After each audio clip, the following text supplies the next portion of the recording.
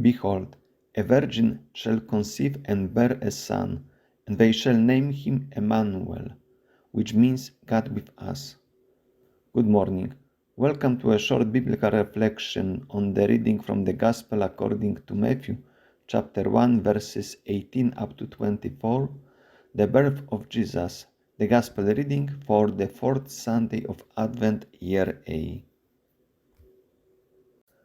This description of the birth of Jesus in the Gospel according to Matthew focuses on Saint Joseph, what he intended to do concerning Mary, and then divine intervention, divine plan revealed to him through the angel, and then concludes with the statement that this took place to fulfill what had been spoken by the Lord through the prophet, and then we have the quotation from the prophet Isaiah, the one which I read already at the beginning. Behold, a virgin shall conceive and bear a son, and they shall name him Emmanuel. Therefore, below I put the text from the first reading from the 7th chapter of the prophet Isaiah. Again, the Lord spoke to Ahaz, saying, Ask a sign of the Lord your God. Let it be deep as Sheol or high as heaven. But Ahaz said, I will not ask, I will not put the Lord to the test.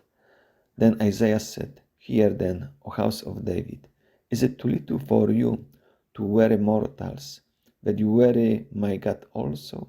Therefore, the Lord himself will give you a sign. Behold, a young woman shall conceive and bear a son, and shall name him Emmanuel. Isaiah requested Ahaz to rely on the Lord. However, Ahaz, in his political affairs, he relied more on people, in particular on the king of Assyrians. And therefore, we have that warning, and also that God takes the initiative that will give him a son. In fact, that promise of young woman who would conceive and bear a son was fulfilled in his life, because his young wife gave him a child, gave him a son.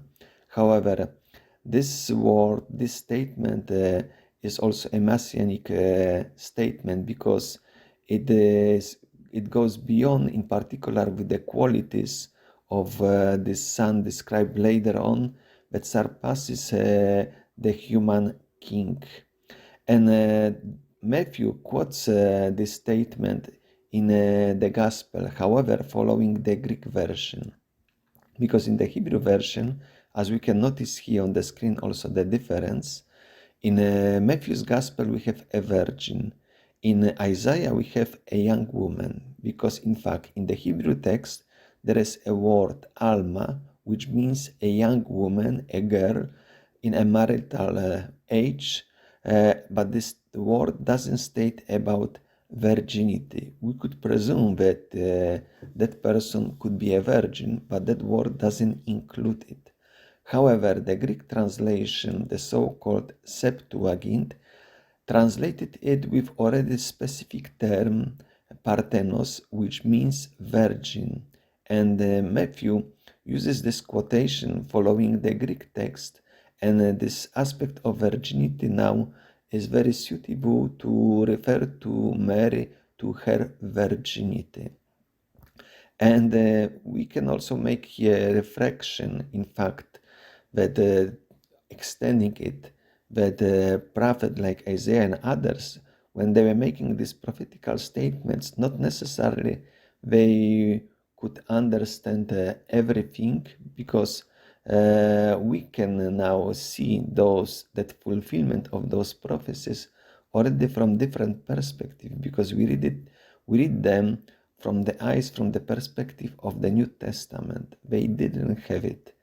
And there is a progress, therefore, between this Hebrew version, which has a general statement about young women, and then between the Greek version of the Septuagint, which is already more specific.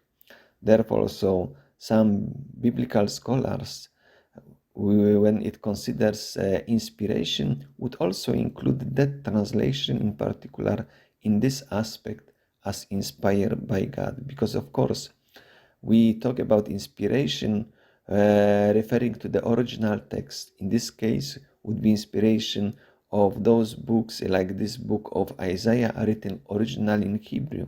But that translation makes a step forward. On the other hand, we have also this aspect of fulfillment, which we now can see it, and also we could make also a reflection in the sense that if the Bible were just a collection of different books written by different human authors, then we would not find such connections like this fulfillment of this prophecy or many others. It would be just a set of very independent books. However, we have also one author, which is God Himself, who inspired those biblical authors, and therefore we can see also his work in the way how there is this fulfillment of these prophecies shown as this one from the prophet Isaiah. And there is yet another thread which also would be necessary to explain. In both the quotation in Matthew, we have the name Emmanuel, and also in original text of Isaiah, the son is called Emmanuel.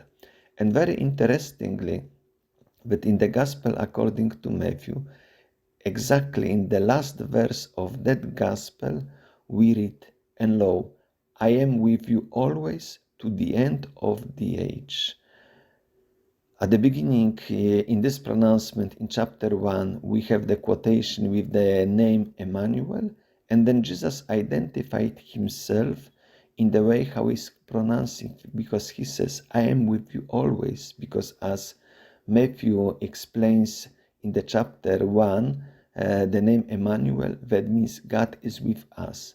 At the beginning, we have that God is with us, and then Jesus says, "I'm with you always." So Jesus is God who is and who will be always with us.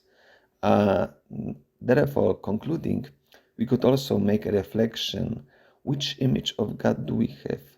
Do we have an image of God who just only created the world and then is not interested, doesn't intervene in the human history?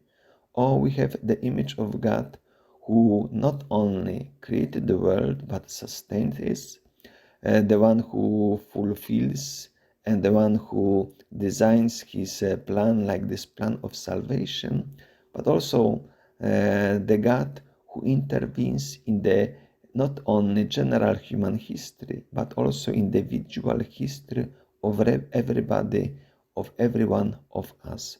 I would like to wish you a nice day, a nice reflection on this gospel.